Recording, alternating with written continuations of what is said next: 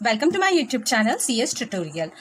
तो आज हम स्टार्ट करेंगे TOC। तो फर्स्ट हम ये जानेंगे कि TOC एक्चुअली होता क्या है, इंट्रोडक्शन अबाउट TOC। तो अब तक अगर आपने मेरे चैनल को लाइक और सब्सक्राइब नहीं किया गया हो तो आप कर दीजिए, ठीक है।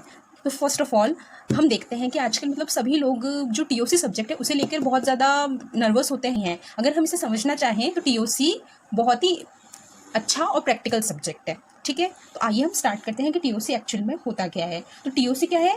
TOC को हम ऑटोमेटा थ्योरी भी बोल सकते हैं। ऑटोमेटा थ्योरी क्यों? एज लाइक ऑटोमेटिक थ्योरी है।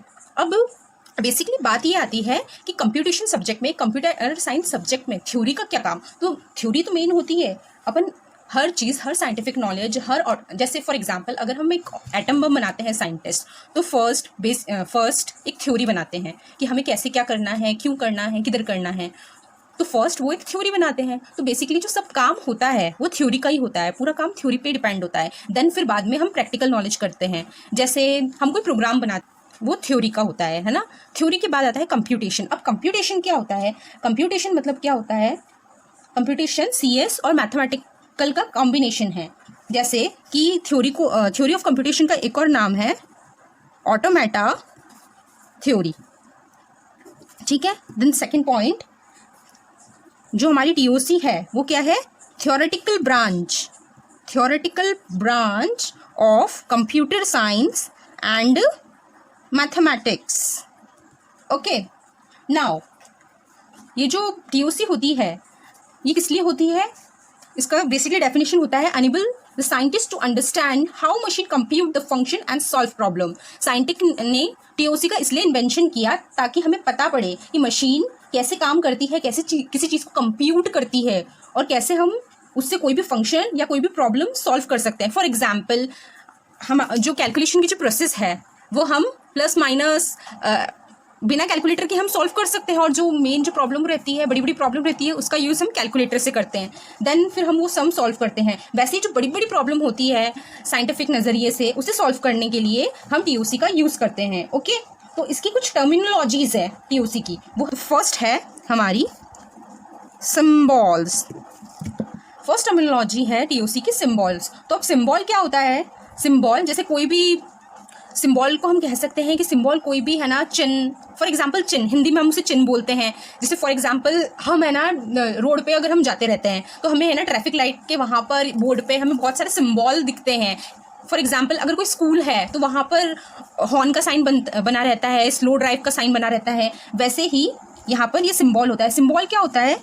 स्मॉलेस्ट बिल्डिंग ब्लॉक होती है जो छोटे से चीज़ को लेकर हमें पूरा समझा देती है। थोड़ी सी चीज़ को लेकर स्मॉल सा साइन देकर हमें पूरी रामकथा बता देती है कि ये है क्या, है ना। तो क्या होता है? सिम्बॉल स्मॉलेस्ट बिल्डिंग ब्लॉक होती है, ठीक है। वो किस लिए, कैसी होती है? Which can be any alphabet, letter और एनी पिक्चर। वो अल्फ़ाबेट के थ्रू भी हो सकती है, लेटर के थ्रू भी हो सकती है और किसी पिक्चर के थ्रू भी हो सकती है। फॉर एग्जाम्पल जैसे सिम्बॉल है, A सिम्बॉल है, B सिम्बॉल है, C सिम्बॉल है, 0 सो ऑन, ये सब हमारे क्या है? ये सब हमारे सिम्बॉल्स हैं। देन सेकंड होता है हमारा अल्फ़ाबेट। अब अल्फ़ाबेट क्या होता है? अल्फ़ाबेट जैसे हमें ना इंग्लिश सीखते हैं या फिर हम कोई भी लैंग्वेज सीखते हैं तो फर्स्ट हमें उसके लेटर सीखना बहुत ज़रूरी होता है। जैसे हमने इंग्लिश सीख रहे हैं तो हमें फर्स्ट नर्सरी में हम सीखते हैं ना A for Apple, B for ball, तो वो उसके अल्फ़ाबेट होते हैं। बिना अल्फ़ाबेट के कोई हम लैंग्वेज सीख सकते हैं क्या? नहीं। तो हम फर्स्ट क्या सीखते हैं? अल्फ़ाबेट। तो सिम्बॉल आता है फर्स्ट, देन आता है अल्फ़ाबेट। अब अल्फ़ाबेट को हम डिनोट कैसे करते हैं? सिग्मा से। इस साइन से हम अल्फ़ाबेट को डिनोट करते हैं। ओके, अब अल्फ़ाबेट क्या होता है? Alphabet it is a set of symbols. ये जो हमने ऊपर सिंबल पढ़ा, इनका पूरा सेट होता है, उसको हम कहते हैं अल्फ़ाबेट, ठीक है। जो क्या होते हैं? विच आर ऑलवेज फाइनाइट, जो हमेशा। फाइनाइट क्या होता है? फाइनाइट वो वर्ड होते हैं जिसे हम काउंट कर सकते हैं, और इनफाइनाइट वो होते हैं जिन्हें हम काउंट नहीं कर सकते। जैसे अगर हम बोलेंगे कि हमारे देश की, हमारे कंट्री की पॉपुलेशन क्या है, तो एग्जैक्ट कोई नहीं बता सकता। बाकी अप्रॉक्स सब बता सकते हैं कि इतने बिलियन है, इतने मिलियन है, बाकी प्रॉपर कोई नहीं बता सकता कि इतने मिलियन है। तो ये होता है हमारा इनफाइनाइट। ओके, नाउ फाइनाइट क्या होता है? फाइनाइट वो होता है जैसे एक क्लास में कितने बच्चे हैं, तो हम एग्जैक्ट बता सकते हैं कि एक क्लास में 50 बच्चे हैं, तो ये होता है हमारा फाइनाइट सेट। तो फ्रेंड्स, मुझे लग रहा है कि आपको समझ में आ गया होगा कि फाइनाइट और इनफाइनाइट के बीच में डिफरेंस क्या है और ये होते क्या है। ठीक है, अब हम आगे बढ़ते हैं, अल्फ़ाबेट का एक एग्जाम्पल लेते हैं। ओके, फॉर एग्जाम्पल अल्फ़ाबेट का एक एग्जाम्पल लेते हैं। तो हम सबसे पहले क्या करेंगे, सिग्मा इक्वल टू, अगर सिग्मा इक्वल टू मैंने दो वैल्यू ली 0 और 1, ठीक है, तो ये क्या होते हैं, is an alphabet of binary digit. ये बाइनरी डिजिट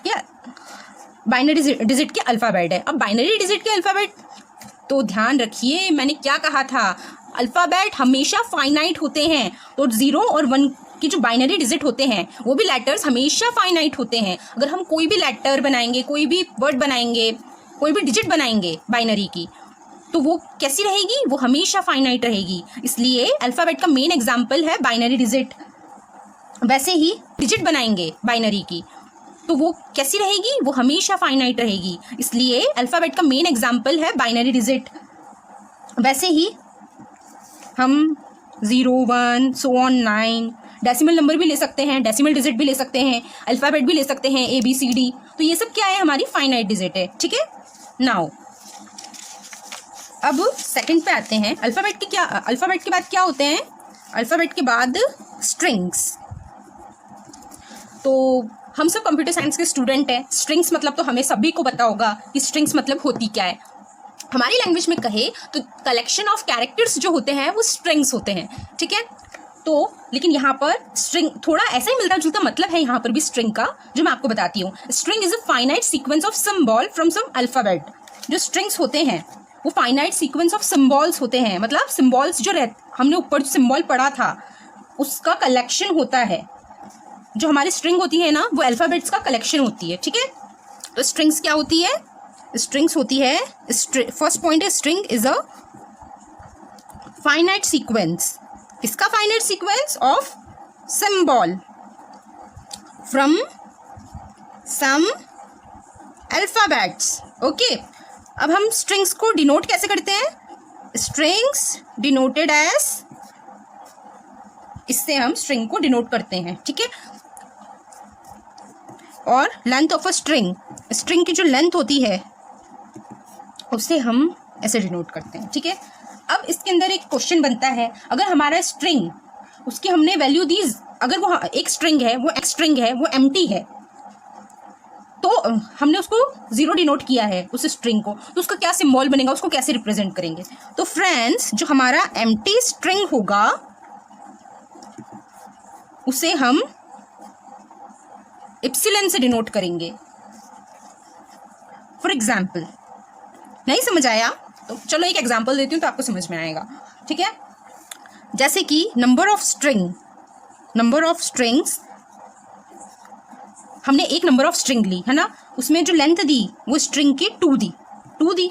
ठीक है, 2 के अंदर हमने क्या किया, उसमें जनरेट किया, क्या किया, 2 अल्फ़ाबेट जनरेट किए, generate over the alphabet, 2 alphabet generate किए, क्या किए, A एंड B, 2 अल्फ़ाबेट हमने जनरेट किए। ठीक है, अब 2 अल्फ़ाबेट जनरेट किए तो हमें इसकी स्ट्रिंग बनानी पड़ेगी ना, तो कैसे बनाएंगे, अगर हमने 2 अल्फ़ाबेट जनरेट की तो इसका क्या बन जाएगा, एक A भी बन सकता है, एक AB भी बन सकता है, एक BA भी बन सकता है और एक BB भी बन सकता है। इसके अलावा कोई स्ट्रिंग बन सकता है क्या, नहीं बन सकता है। तो हम क्या लिखेंगे, यहाँ पर हमने लेंथ कितनी दी थी स्ट्रिंग की, हमने लेंथ 2 दी थी स्ट्रिंग की, और हमारी नंबर ऑफ स्ट्रिंग्स कितनी बनी, हमारी नंबर ऑफ स्ट्रिंग्स बनी 4,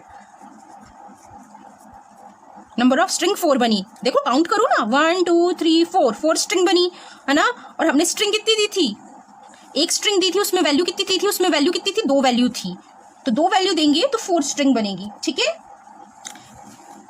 एक कंक्लूजन भी देती हूँ आप लोगों को, अगर मैंने 2 अल्फ़ाबेट लिए A और B, तो उसकी लेंथ में N डिनोट करूंगी, N अगर मैंने डिनोट करी, ठीक है, तो नंबर ऑफ स्ट्रिंग्स कैसे जनरेट होगा, कैन बी जनरेटेड 2n की पावर n। वैसे ही यहाँ पर मैंने लेंथ A और B था और मैंने लेंथ क्या दी थी, 2 दी थी है ना, 2 की पावर अगर मैंने 2 दी, क्योंकि लेंथ ए और बी था तो 2, अब 2 की पावर मैंने 2 दी थी, तो मेरी स्ट्रिंग कैसे बनेगी, 2 2 4। तो यहाँ पर देखो बन रही है नंबर ऑफ स्ट्रिंग मेरी 4। ठीक है, तो ये होता है हमारा स्ट्रिंग्स, ये ऐसे काम करता है। ओके, नाउ इसके बाद आता है हमारा लैंग्वेज। अब लैंग्वेज ये भी एक बेसिक टर्मिनोलॉजी है, ये लास्ट टर्मिनोलॉजी है हमारी टीओसी की। लैंग्वेज होता क्या है, तो language is a set of string, जो हमारी जो स्ट्रिंग बनी है उसका जो पूरा कलेक्शन होता है वो क्या होती है, हमारी लैंग्वेज। ठीक है, फॉर एग्जाम्पल एक पर्सन है, उसका नाम है राम। अब राम है, उसे दूसरे पर्सन सीता से बात करनी है, तो वो कैसे करेगा, तो लैंग्वेज क्या होती है, a language is a set of strings. ठीक है, chosen from some sigma star.